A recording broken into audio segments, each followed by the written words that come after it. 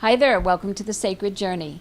The Sacred Journey is the program that reminds you that life is a wonderful adventure and each and every experience we have is a unique and perfect opportunity for learning. I'm Joyce St. Germaine and I have very special guests with me tonight, JoPa. JoPa consists of John Marshall, who is a master percussionist, and Paul Butler, who is a winds virtuoso. And there is nothing else I can say using words alone that will do this justice. So I'm so glad you joined us. Sit back and enjoy. Okay. Should I say something to start? Usually I don't. I usually let the music begin. But I just want to say what a privilege it is to be here. I hear it now. Yeah, it's okay. And thank you, Joyce, for having us back. Or having me back. I was here, I had the opportunity to play here in the wintertime with another great ensemble, and so it seems like a minute ago, but here we are back in the beautiful spring, in a beautiful spot, the Sacred Journey, and this time I brought along my great friend Paul, and I'll talk about Paul intermittently, not too much talk, I'll let his music speak for him, but he's a great human being, and of course that translates and comes through his instrument. He's got great technical ability, but more than that, he's got big ears. I don't mean big ears, but he's got big ears. You know? Really hard to watch this morning. Anyway, so this concert is 98%, 99 maybe, improvised. In other words, we really don't know what is going to come through here tonight. And that's a risk sometimes. I mean, sometimes you have to really coax the muse, otherwise the muse is right there. We've been pretty lucky with that. But most of it is improvised, with a couple of exceptions. We have a guest singer here who's going to sing halfway through. And without further ado, we'll start out on our first exploration. And this is going to be in the hands of Paul to begin with, and he's playing this beautiful double flute. And can you just say a word about it, maybe?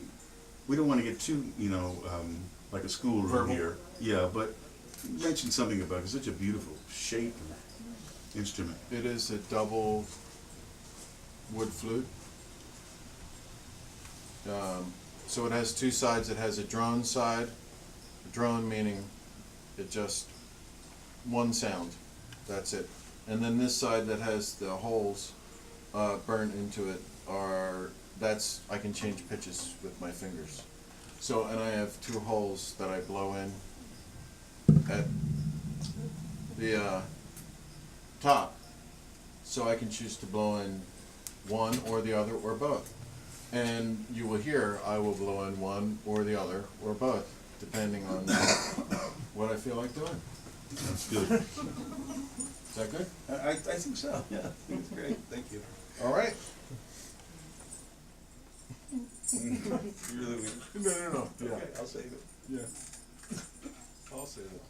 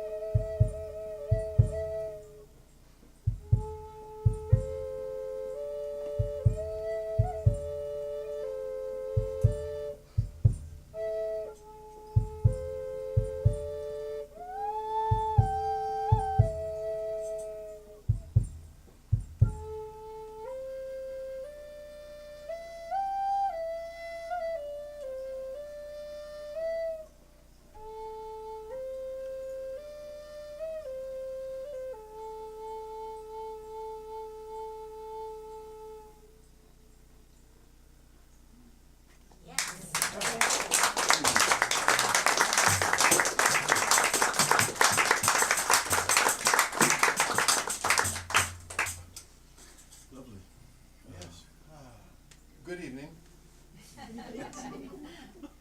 Thanks for joining us.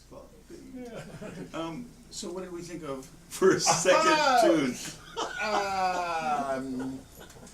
Because we thought maybe one would do it, right? But it wasn't quite long enough. That's Gee, I thought that would cover it. let's do you want to do the Middle Eastern thing Yeah, they are Yeah. that they love in Egypt. that they love in Egypt? This is something that we put out on SoundCloud after a very late night recording session. Very strange night it was too. Oh God, I just got freaked out thinking. Oh yeah, that's right. But I'll tell you quickly. I won't tell you too much. But we recorded in a beautiful auditorium at a school, Washington Montessori School, and big black box theater, lovely. But there'd been a party there, like maybe a few days beforehand. So when we first walked in, carrying all our junk in, there's balloons just kind of floating, you know, discarded, you know, the party's over. Right there was a little weird, right there. Then we did our recording, or in the midst of our recording, and took a break around 3 a.m. or something. 3 a.m. something. And come out of these doors, there are the balloons right there. Right? 2 balloons, and it's like giant. And just sort of floating What there. is going on? It was striking And they experience. were just floating, like, and we're like, what's happened? Yeah. And then periodically through the evening, we would go back in, record, play some, and come back, and they would have moved down the hall. The 2 of them, but they'd be down there, Yeah. and it's like, what? It's okay. Something's going on. Yeah. We don't know. So as the evening ensued and we got to the late night hours, we did some fine recording, really enjoyable, and one of which went up on a SoundCloud thing that I have. And the folks in Egypt just, those are our biggest fans. Like in a day, 456 listens, you know, and it's such a small world. It's beautiful, really. So we played a very straight maksum, it's called. And a maksum is a rhythm that basically is in this kind of family.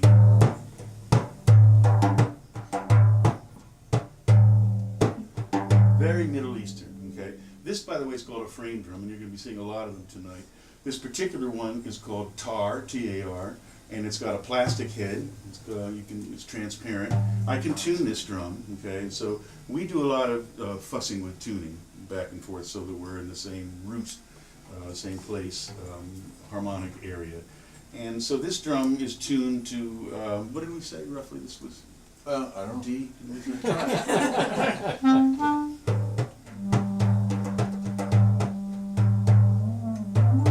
What did we say that was? That's like a G. A little bit in the cracks. But anyway, It's G. so we'll set this up for you. This is a straight Middle Eastern treatment of a rhythm called maksum with popular clarinet accompaniment. Yes, it's, my part is not traditional. Actually, maybe, I don't know. It's based on traditional from spending time in the Middle East. I got to spend time over there and learn some of the modes and different nuance to play. There's a gentleman now, he plays with Yo-Yo Ma. He's the clarinet player for the Silk Road Ensemble. And so I met him when I was in Syria. And so we did a lot of concerts over in Syria together. I was over there as a jazz ambassador with the State Department. And he was studying clarinet at the Damascus Conservatory of Music. And we got to be really good friends. And so we travel around, and sometimes we bump into each other, and he shared some stuff with me, and I shared stuff with him, and it was really quite an extraordinary experience shared with clarinets. So, now we're going to do this.